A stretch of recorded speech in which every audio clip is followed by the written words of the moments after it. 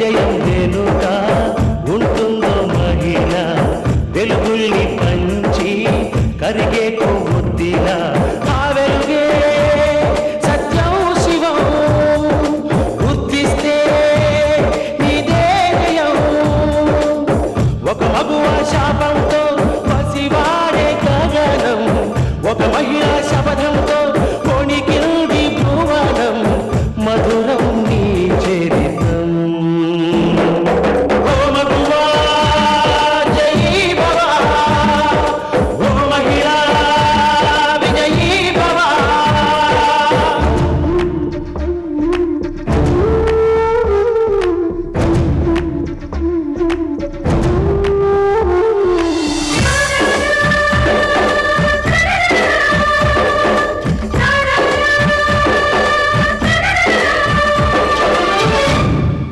ఒట్టి మాటతో ఒక్కనాటికి రాదు రాదు జయము చిత్తశుద్ధితో చెమట వచ్చితే అందదా విజయము పిడుగురాలిన అడుగు ముందుకు వేయుడే ధైర్యము మనసు చూపిన మార్గ మొదలగా సాగని పయనము అంతులేనిది నీ సహనము సాటి లేనిది నీ త్యాగము బతుకు బాటలో ఎన్ని వెతుకులాటలో మలుపు మలుపున ఎన్ని ఆటుపోటులో గెలుపే నీ ధ్యేయం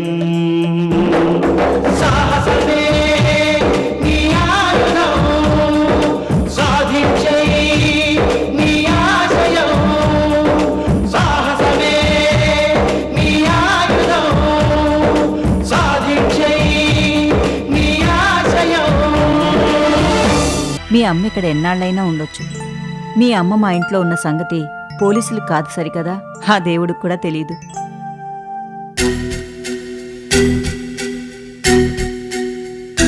అంకుల్, ఏంటి ఆలోచిస్తున్నారా?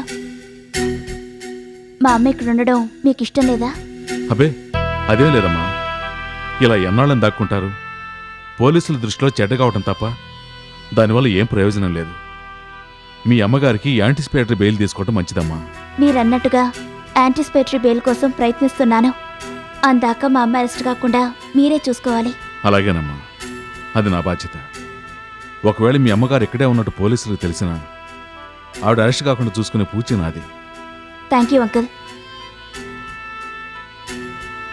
అమ్మమ్మ, నువ్విక్కడే అమ్మకి తోడుగా ఉండు. ఇందు, నీకు నీ తల్లి ఎంత ముఖ్యమో నాకు నా కూతురు అంత ముఖ్యం అమ్మా. నువ్వు ధైర్యంగా వెళ్ళిరా. అమ్మా, అక్కడ నా గురించి అందరూ వెయిట్ చేస్తూ ఉంటారు. మరి నేను వెళ్ళొస్తాను. అమ్మా, వస్తాను. ఇందు, అమ్మా, ఏ ప్రాబ్లం వచ్చినా చూసుకోవడానికి నాయుడు అంకుల్ ఉన్నారు. నువ్వే మనసులో పెట్టుకోకుండా ధైర్యంగా ఉండు.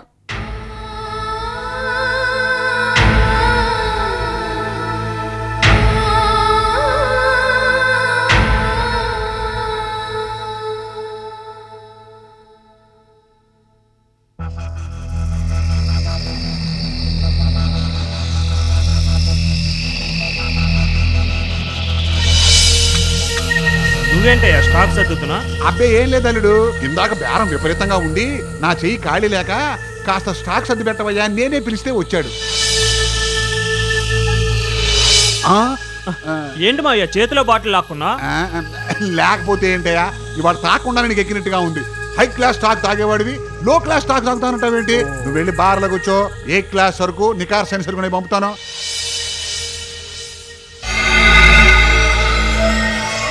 అల్లుడు, అప్పుడే నేను 4 రౌండ్లు తాగేశా. నువ్వేంటయ్యా మందు కొట్టకుండా గ్లాస్ అంత చూస్తా కూర్చున్నావు? కొంపదీసి ఈ మందులో కూడా సైనైడ్ కలిసిందేమో అని భయపడుతున్నావా? తాగవయ్యా, తాగలుడు.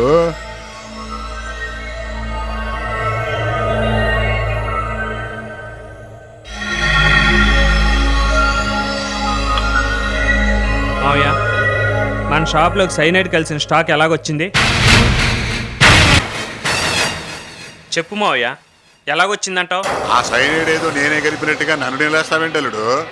ఎవరో కలపకుండా ఎవరికి తెలియకుండా సైనైడ్ మందులోకి ఎలాగొచ్చిందంటావు? అదే అన్యాయంగా 16 మంది చచ్చిపోయారే.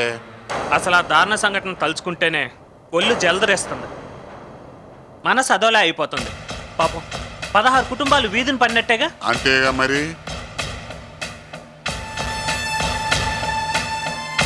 మావయ్య, షాప్ హ్యాండ్ ఓవర్ చేసింది నువ్వే కదా? నేనే. ఎన్ని గంటలకు హ్యాండ్ ఓవర్ చేశావు? సాయంత్రం 5:30కి. మరి తాగిన వాళ్ళు ఎన్ని గంటలకు చనిపోయారు? సుమారు 2 గంటల తేడాతో. 2 గంటల తేడాలో వాళ్ళు చనిపోవడం జరిగింది. ఆ తప్పుడు పని వినోదే చేసుంటాడంటావా? వినోద్ పని అయి ఉంటుందని అందరూ అనుకుంటున్నారు. అందరూ అనుకుంటాం కాదు, నువ్వు అనుకుంటున్నావా? వినోద్కు వైన్ షాప్ వ్యాపారంలో అనుభవం లేదు. అలాంటిది అంత షార్ట్ పీరియడ్లో సైనైడ్ ఎలా కలిపాడు? అది పాసిబుల్లా? ఇంపాసిబుల్. ఖచ్చితంగా వినోద్ చేసి ఉండవు. వాడిని అనుమానించవలసిన అవసరం లేదు. మావయ్య, ఛార్జ్ హ్యాండ్ ఓవర్ చేసిన తర్వాత వినోద్ కొత్త స్టాక్ తీసుకొచ్చాడా? లేదే. కొత్త స్టాక్ తీసుకురాలేదు, సైనైడ్ కలిపే అవకాశమూ లేదు. అంటే జరిగిన దానికి వినోద్ కారకుడు కాదని తెలుస్తుంది. మరి ఎవరై ఉంటారు? అదేంటలుడు, అదేదో నేనే చేసినట్టుగా నన్ను క్రాష్ ఎగ్జామిన్ చేస్తున్నావు. కొంప తీసి నన్ను కానీ అనుమానిస్తున్నావా? చచ్చా, నిన్నెందుకు అనుమానిస్తాను మావయ్య? అమ్మయ్య, బతికించో. ఒక్క నిమిషంలో చెమటలు పట్టించేశావు కదలుడు. ఎవరి హ్యాండు లేకుండా జరుగుండదు కదా. అవుననుకో. మరి ఆ చేసింది ఎవరో తెలుసుకోవడంలో తప్పేమీ లేదు కదా. తెలుసుకుని తీరాలి. నేరం వినోద్ మీదకు పోయేలా నువ్వే ఏదైనా చేసి ఉండొచ్చు కదా. అల్లుడు, కానీ నువ్వు ఆ నేరం చేసే అవకాశం ఏ విధంగానూ లేదు. అమ్మయ్య, నా నిజాయితీని గుర్తించావన్నమాట. పోనీలే, బతికించావు. నువ్వు నిజాయితీ పరుడివే. అలాగే హిందూ వినోదులు కూడా నిజాయితీ పరులే. మొన్న నేను మూర్తిమావి ఇంటికెళ్ళి 25 లక్షల విషయమే తెగ చిందులు తొక్కాను. నా ఇష్టం వచ్చినట్టు మాట్లాడాను. అయినా వాళ్ళు తొందరపడకుండా ఎంతో ప్రేమాభిమానాలు చూపించారు. వాళ్ళు ఇలాంటి దారుణానికి ఒడికడతారంటావా? చెప్పు మావయ్య. అల్లుడు, నువ్వు కోపండంటే నా మనసులో మాట చెప్తాను. చెప్పు మావయ్య. చెప్పిన తర్వాత నువ్వు ఏదో అనుకుని నన్ను అపార్థం చేసుకుని చిందులు దొక్కకూడదు. ఏమీ అనుకోను కానీ చెప్పు మావయ్య. అల్లుడు, దొంగ దెబ్బ తీయాలనుకునే వాళ్ళే సహనం పాటిస్తారు. వెన్నుపోటు పొడవాలనుకున్న వాళ్ళే ప్రేమాభిమానాలు చూపిస్తారు. దాన్నే నయవంచన అంటారు. ఇలాంటి వాళ్ళే చాలా ప్రమాదకరమైన వాళ్ళు. తమ్ముడు కానీ చెల్లెలు కానీ ఎవడైనా సరే ఇలాంటి వాళ్ళతోనే చాలా జాగ్రత్తగా ఉండాలి. మావయ్య, నువ్వు చెప్పేదేదో నాకు అర్థం కావటం లేదు. కానీ నాకు ఒక సంఘటన గుర్తొచ్చింది. ఏంటది? షాప్ హ్యాండ్ ఓవర్ చేసే రోజు నేను షాప్కి వచ్చేసరికి నువ్వు వినోద్ షాప్లో ఉన్నారు. సెకండ్స్ అమ్ముకునేవాడు ఎవడో స్టాక్ సర్దుతూ కనిపించాడు. అతను సర్దటం ఏంటని నేను నిన్ను అడిగాను. సహాయం చేస్తున్నాడని నువ్వు చెప్పావు. సాయంత్రం షాప్ హ్యాండ్ ఓవర్ చేస్తున్నానని నువ్వు చెప్పగా వినోద్ వెళ్ళాడు. స్టాక్ సర్ది సెకండ్స్ వాడు కూడా వెళ్ళాడు. అప్పుడు నేను స్టాక్లో ఉన్న క్వార్టర్ బాటిల్ తీసుకున్నాను. నువ్వు అడ్డుకొని ఆ బాటిల్ లాక్కున్నావు. చీప్ లిక్కర్ తాగటం ఏంటి? A1 సరుకు, ఒరిజినల్ సరుకు, ఫుల్ బాటిల్ పంపిస్తానని నన్ను బార్లో పంపించావు. ఎందుకని అలా చేసావు? ఆ సంఘటన తలుచుకుంటుంటే నాకేదో అనుమానంగా ఉంది.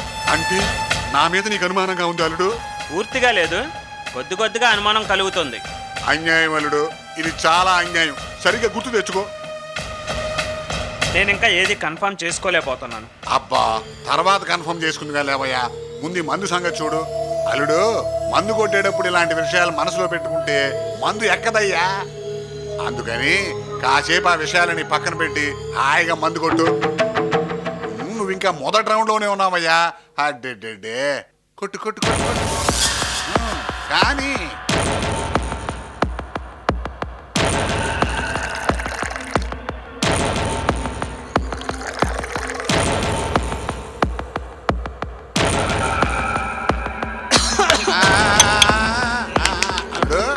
ఇప్పుడు ఎట్టుంది? అరే పడుకో పడుకో పడుకో, అట్ట పడుకో అట్ట పడుకో.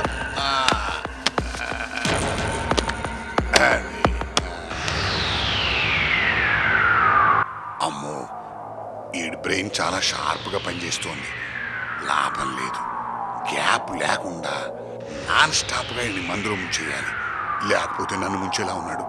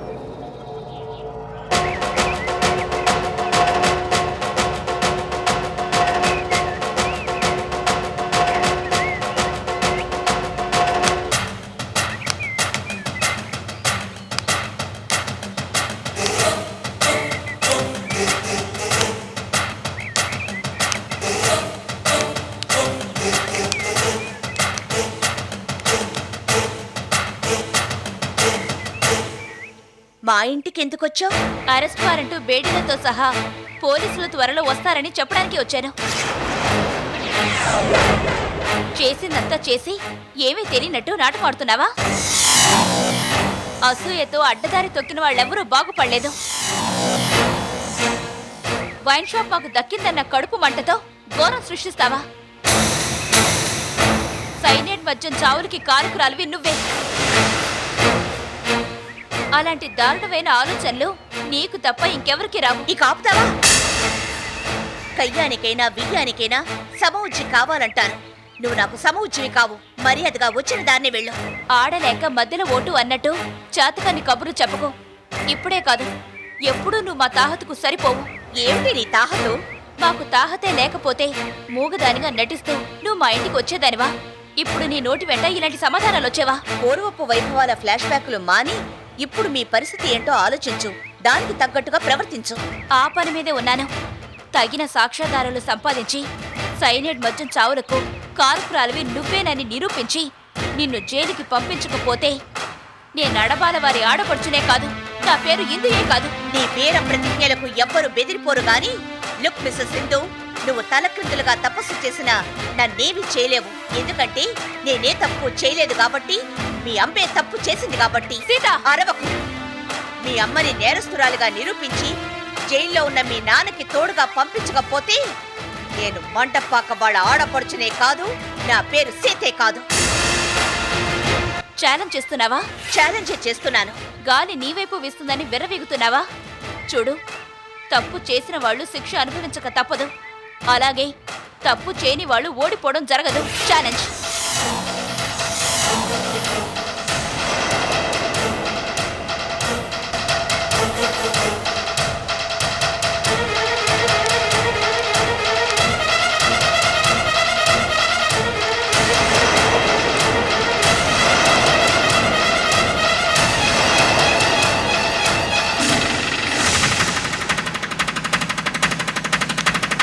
ఏంటి, సీత ఇందు ఛాలెంజ్ చేసుకున్నారా? అవును సార్, సీత తప్పు చేసినట్టు ఇందు మాట్లాడుతుంది. శాంతే నేరస్తురాలని సీత వాదిస్తుంది. విమర్శలు దెప్పుళ్ళు ఒకరిని మించి ఒకళ్ళు పోటీ పడుతున్నారు సార్. ఎవరికి వాళ్ళు తమ సైడ్ తప్పు లేదన్నట్టుగా చెప్తున్నారు సార్. ఇంకో ముఖ్యమైన విషయం సార్, గుడి నుంచి ఆటోలో వస్తున్న మూర్తి శారదలను అడ్డగించి శాంతి గురించి విచారించారు సార్. వాళ్ళేమంటారు? శాంతి అసలు మాతో రానేలేదంటున్నారు సార్. అది శుద్ధ అబద్ధం సార్. శాంతిని సేవ్ చేయడానికి వాళ్ళు అలా చెప్తున్నారు సార్. సార్, ఇప్పుడు నన్ను ఏం చేయమంటారు సార్? మఫ్టీలో నీ డ్యూటీ నువ్వు కంటిన్యూ చేస్తూ ఉండు. నువ్వు ఎక్కడున్నా అక్కడ ఏం జరిగినా వెంటనే కంట్రోల్ రూమ్కి మెసేజ్ ఇస్తూ ఉండు. Yes sir.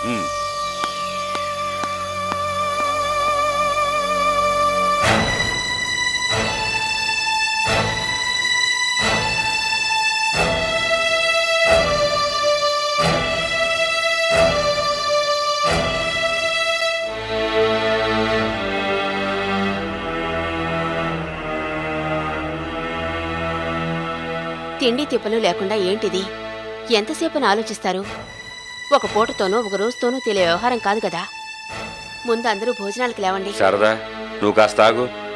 అమ్మ ఇందు, ఇప్పుడున్న పరిస్థితుల్లో మీ అమ్మ అరెస్ట్ కాకుండా ఉండాలంటే ముందస్తు బెయిల్ తీసుకోవడం మంచిదే.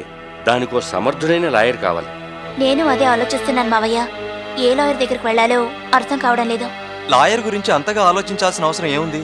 మనకు తెలిసిన లాయర్ చాలా మంది ఉన్నారుగా. వద్దు, వాళ్ళెవ్వరూ వద్దు. అన్ని విధాల సమర్థుడైన లీడింగ్ లాయర్ని సంప్రదిద్దాం. చెట్టు కింద ప్లీడర్లు, పాపులారిటీ లేని ప్లీడర్లు, పేరు లేని లాయర్లు మనకొద్దు. మంచి డైనమిక్ లాయర్నే చూద్దాం. మీకెవరికైనా తెలిస్తే చెప్పండి.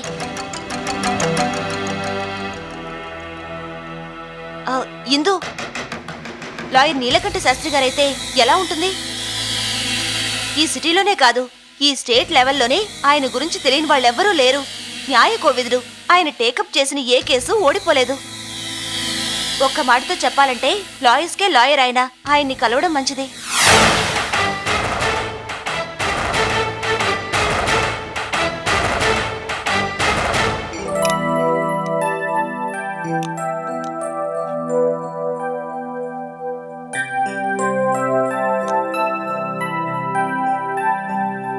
మీరిద్దరూ భోంచేయండి.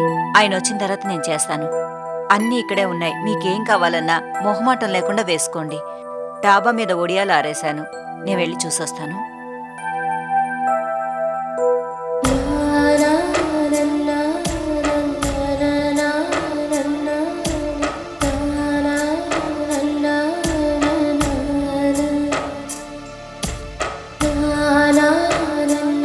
ఇదేంటి, పెట్టిన భోజనం అంతా అలాగే ఉంది? ఇంతసేపు భోంచేయలేదే? ఏమైంది శాంతి గారు? చెప్పండి, మీరైనా చెప్పండి అత్తయ్య, ఎందుకు భోంచేయలేదు? మా ఇందుని తలుచుకుంటుంటే ఎంతో బాధగా ఉందమ్మా. అన్నం తినబుద్ధి కావడం లేదు. మా కోసం ఎంతో కష్టపడుతోంది. కోటీశ్వర్ల ఇంటి కోడలు కావాల్సింది, మండపాకోళ్ళ కోడలయ్యింది. ఏ అచ్చట ముచ్చటకి నోచుకోలేదు. కనీసం ఒక బిడ్డనైనా కనలేదు. పైగా భర్తను కూడా పోగొట్టుకుంది. మా కుటుంబం కోసం ఎన్నో త్యాగాలు చేసింది. ఆఖరికి జైలుకు కూడా వెళ్ళింది. నా కోసం, నా మాట నిలబెట్టడం కోసం తనకిష్టం లేకపోయినా రెండో పెళ్లి చేసుకుంది. ఇప్పుడు చూస్తే నా కోసం నిద్రాహారాలు లేకుండా తిరుగుతోంది. దానికి నేను చేయాల్సింది పోయి దాని చేత నేను చేయించుకుంటున్నాను. ఇంతకన్నా దారుణం ఏముంది యమునగారు? ఇందో గుర్తుకొచ్చి ఫోన్ చేయాలనిపించడం లేదు. శాంతి గారు, అన్నీ తెలిసిన మీరే ఇలా బాధపడితే ఎలాగో? కొందరు సుఖపడటానికి పుట్టినట్టు కొందరు బాధలను పెంచటానికే పుడుతుంటారండి. ఆ విషయంలో నాకు ఇందుకి ఏమీ తేడా లేదండి. నా జాతకు అంతే. ఎందుకంటే పుట్టగానే పుట్టిన బిడ్డని పోగొట్టుకున్నాను.